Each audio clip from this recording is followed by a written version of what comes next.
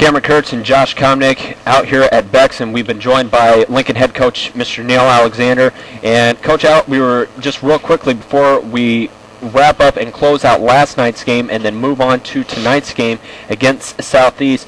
A couple of things that you want to take away from last night's game and then going into tonight's game. Probably the biggest thing that you have to notice is that they're both back-to-back conference games. It's been a while since Lincoln has played back-to-back conference games on a Friday, Saturday night. And what's even more interesting is that you have to go to Southeast, a road game. Is it kind of challenging to have back-to-back conference games like that, one home, one away? You're giving me a puzzling look here, so... Yeah, since we added Rochester to the league, that created a lot of schedule problems, not only at the football side of it, but from the basketball. Since '93, when the Central State 8 was established, you always played your conference game one a week on Friday night. You had 8 teams, 4 games, and it worked out to where throughout the season you could get your conference games in on Friday night. With the addition of Rochester, that's created the situation that we're in, and and with the Meyer Classic and the city tournament where it's at, we try to keep those teams from playing each other on back to like playing Friday night and turn around and play in the tournament the following week. So the Springfield schools play early in the year, and the teams that are in the Meyer Classic, we play early in the year, and then you have to play back to back. We had first weekend of the back in December, we had a Friday night where we didn't play, and that's the situation with, we had to bye that week, and it's hard to find a non-conference opponent to play Friday night. I would prefer to play Friday night instead of one game on Saturday, but, you have to fit them in.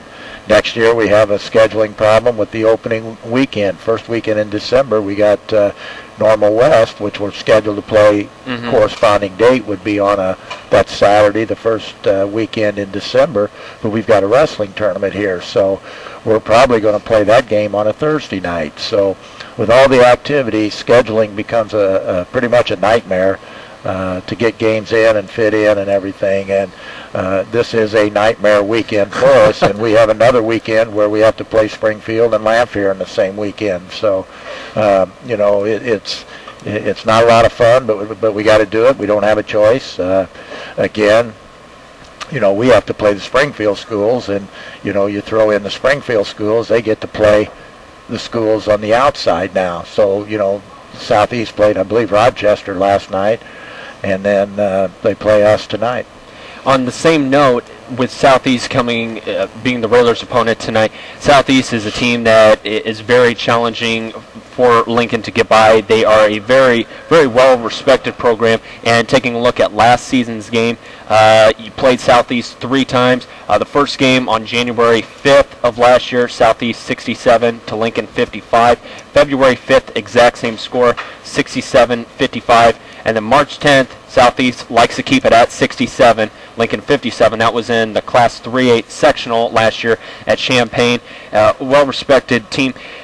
Obviously, you prepare for each team differently. That's a given. That goes along with the territory of coaching.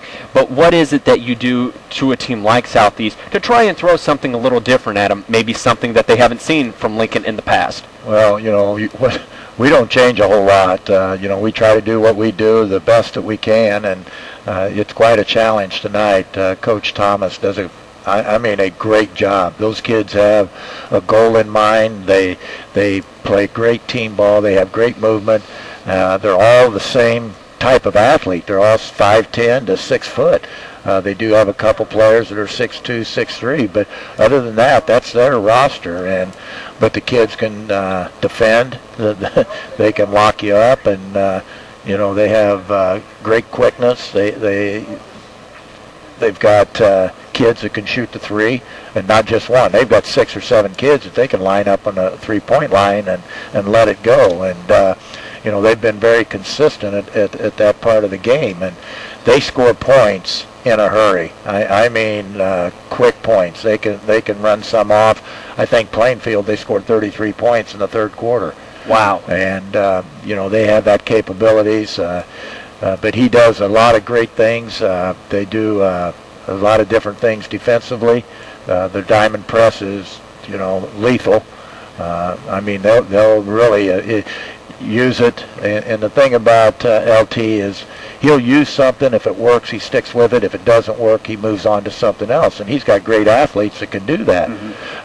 Offensively, he runs a lot of sets. He runs a lot of motion. He finds a kid that's got the hot hand, and boy, they find him. And he does an outstanding job. And tonight will be a unbelievable challenge for us to go down there.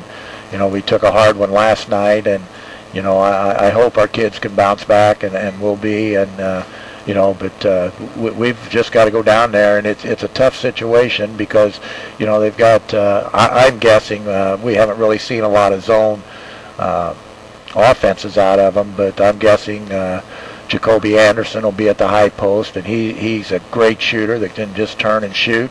He's also a great athlete that can get it to the basket. He's not 6'3", 6'4" like Michael Chandler was a year ago. And then they had Willie Brooks on the baseline, about 6'5". They go down to where they've got a kid named Davis that's only about 6'3", but I mean he just goes to the boards hard. He's got one goal, and that's to get every rebound. And those type of players that are aggressive and have a mean streak to them will create a lot of problems for us. Yeah, Coach, I thought we took a lot of threes in Collinsville. Actually, Southeast took more. 103 attempts in 4 games for Southeast, 98 for the Railers. So if they're shooting a three well, like you said, it's going to be a tough one. You talked about Davis. Chris Davis had 15 points last night. Peyton Fleming led Southeast with 17, and that Jacoby Anderson had 11. And that's going to be the tough part again for Southeast. Coach, with that height advantage that the Railers, if we do have an advantage, it's going to be the height advantage. We were 7 of 22 last night from the three-point land, 15 of 40 overall. Can we see some more post-ups from the Railers? Nathaniel Smith, of course, Christian Van Hook, and Brent Coyne inside, all going to have sizable height advantages, and we're definitely going to have to get some easy scores, especially if our threes aren't falling. Well, yeah, we'd like to go inside, but, they're so quick and so strong that they bounce you off the block, and while we're fighting, they're able to get off and use their quickness to get around, and, that creates a lot of problems for us. So, I would like to be able to go inside, but they're very quick and very strong on the block, and, that would be a challenge for us. And at the same token, they're pressuring our guards like crazy, too, to get the ball inside while our big men are working inside. So definitely a test. The Spartans finished at the Collinsville tournament second to Belleville East. So second and fifth place going at it tonight. A 6:30 start, a little sooner start, 5 o'clock for the sophomores, and then a 6:30 start, at Southeast High School. Coach, we wanted to mention the Meyer Glenwood Classic real quick. That's going to be starting on Monday, January the 17th. We do have the schedule. The first game that the Railers are going to play is Monday, January the 17th at 6:30. Lincoln's taking on Jacksonville. Then we play again on Wednesday at 6:30, Lincoln and Rochester. Friday night we play again at 6:30, Highland and Lincoln. And then Saturday morning, January 22nd, we will not have a cheap seats show because of we're going to be playing Taylorville that morning at 10 a.m. And then that night, maybe the big game, or what Glenwood would hope to be the big game, we're going to be facing Glenwood at 8 p.m. In Glenwood at their home court. So another Meyer Classic, like you said, about halfway, getting closer to halfway through the season, and would be a big confidence builder tonight to come out of there with the W. Oh, no doubt. But it would be a great challenge. This team here, the Southeast, I think, has a great chance to be in the Final Four. I think they're that good.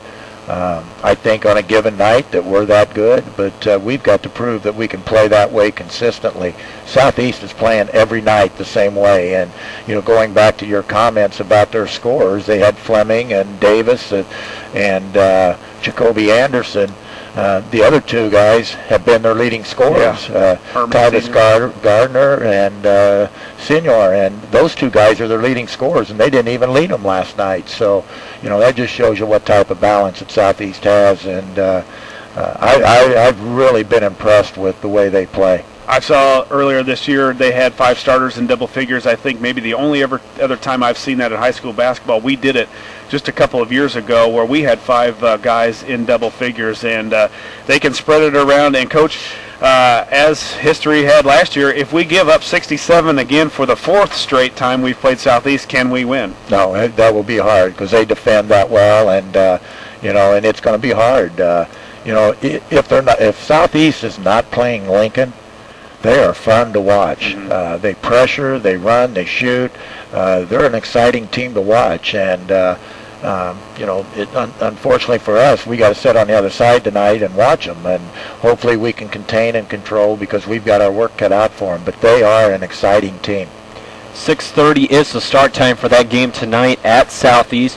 Coach mentioned a couple of weeks ago when we had him on that all Central State 8 games that are played on Saturday nights, the varsity game will be at 6:30 instead of the usual 7:30 start time. 6:30, the varsity game, the sophomores getting started at 5 o'clock. You can catch that game here on 96.3 WLCN and also WLCNonline.com. And Coach, we thank you for coming in this morning, and thank you for coming in each and every week, and best of luck to you tonight against Southeast. Thank you.